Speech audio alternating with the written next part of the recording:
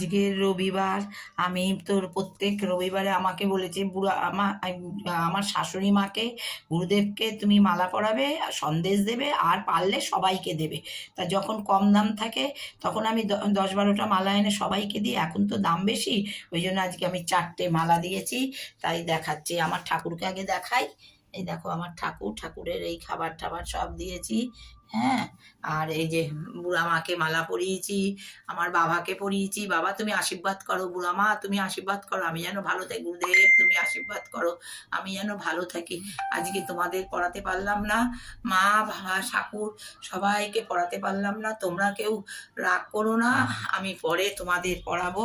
হ্যাঁ, আমার শাশুড়ি মাকে মালা পরিয়েছি, দেখুন আমার শাশুড়ি মাকে মালা পরিয়েছি, বলে গেছে শাশুড়ি মাকে মালা পরাতে। আর এ দেখো, এ দেখো তোমার মাকে মালা পরিয়েছি, জানো তোমার মাকেও মালা পরিয়েছি আমি। সবার মাকে, গুরুদেবকে